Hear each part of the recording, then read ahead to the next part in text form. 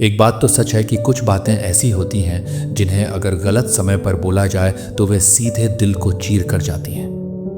पर कुछ बातें ऐसी भी होती हैं जिन्हें अगर गलत समय पर बोला जाए तो वे दिल में ऐसी आग लगा जाती हैं कि कोई भी व्यक्ति, चाहे वह तुम हो या मैं, सफल हुए बिना मानता नहीं। तो ऐसी ही एक कहानी है राजू की। राजू एक छोटे से गांव में रहने वाला, मिट्टी से जुड़ा हुआ एक साधारण सा लड़का था। राजू के पिता खेतों में मजदूरी करते थे और उसकी माँ दिन भर दूसरों के घरों में बर्तन मांजती थी।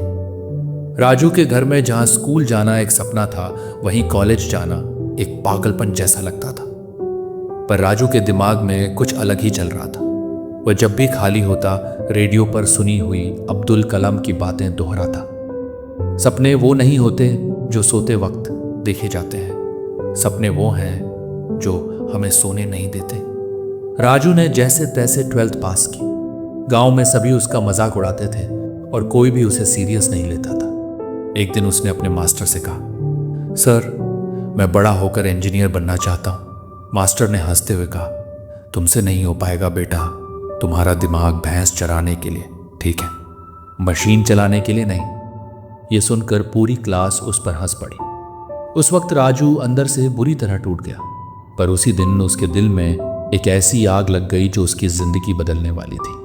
अब राजू का मकसद साफ था, खुद को साबित करना। उसने खेत में मजदूरी के दिन में बच्चों को पढ़ाया और रात को खुद पढ़ाई की। उसके पास जब किताबें नहीं थीं तो उसने लाइब्रेरी से पुरानी किताबें मंगाई। मोबाइल नहीं था तो रोज साइबर कैफे में एक घंटा पढ़ता। 2 साल की कड़ी मेहनत के बाद राजू ने IIT का फॉर्म भरा। जब रिजल्ट आया और उसने देखा तो वह फिर से टूट गया, क्योंकि वह फेल हो चुका था और एक बार फिर सबको उस पर हंसने का मौका मिल गया। राजू 2 दिन बस रोता ही रहा। तीसरे दिन उसने खुद से कहा, अगर गिरने से डर गया तो जीत कैसे पाऊंगा। इस बार उसने सिर्फ मेहनत नहीं की बल्कि समझदारी से मेहनत की। वह अपने दोस्त के फोन से YouTube लेक्चर्स देखता और हर रात 3 बजे तक पढ़ाई करता। उसने अपने ही हाथ से सभी सवालों की नोटबुक बनाई और अगले साल फिर से एग्जाम दिया। जब रिजल्ट आया, इस बार उसकी ऑल इंडिया रैंक 683 थी। स्क्रीन पर यह देखकर उसकी आंखें टिक गईं, क्योंकि इस बार उसका सिलेक्शन हो चुका था। वह रो पड़ा, लेकिन इस बार नासून हार के नहीं, जीत की खुशी के थे। लेकिन असली चुनौती अब शुरू होने वाली थी। IIT पहुंचना आसान था, पर वहां टिकना और भी मुश्किल। जब वह पहुंचा तो देखा हर कोई इंग्लिश में ही बात कर रहा है। क्लास में उसके कपड़े सबसे अलग और पुराने लगते थे और सब उसे देहाती बुलाते थे। पर अब उसने ठान लिया था, कुछ भी हो जाए मैं पीछे नहीं हटूंगा। राजू ने टेक्निकल प्रोजेक्ट्स पर काम शुरू किया और अपनी मेहनत व लगन से कम लागत वाला सोलर मोटर बना दिया, जो गांव में बिना बिजली के भी चल सकता था। इस प्रोजेक्ट के लिए राजू को राष्ट्रीय स्तर पर पुरस्कार मिला।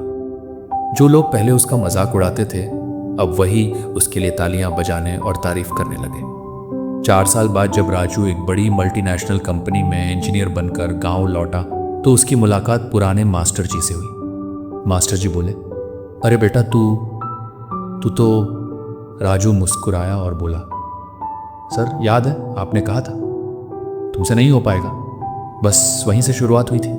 आज राजू गांव के गरीब बच्चों को फ्री में पढ़ाता है। उनके लिए इंटरनेट, किताबें, स्कॉलरशिप सबका इंतजाम करता है, क्योंकि वह जानता है इंसान की पहचान हालातों से नहीं बल्कि उसकी हिम्मत से होती है।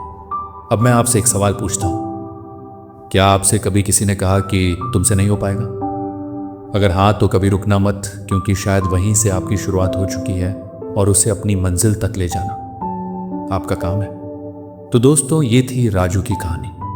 अब आप कमेंट करके बताइए आपको इस कहानी का कौन सा पार्ट सबसे अच्छा लगा। और अगर आपको ये कहानी थोड़ी सी भी अच्छी लगी हो तो वीडियो को लाइक और चैनल को सब्सक्राइब ज़रूर करना। चैनल को तो आपको ज़रूर सब्सक्राइब करना है, क्योंकि आपका एक सब्सक्राइब हमें ऐसी और वीडियोस बनाने के लिए मोटिवेट करता है। और हाँ, अगर आपके भी दिमाग में कोई टॉपिक है तो आप उसे भी कमेंट में बता सकते हो। जिसका भी टॉपिक अच्छा होगा हम उस पर वीडियो ज़रूर बनाएंगे।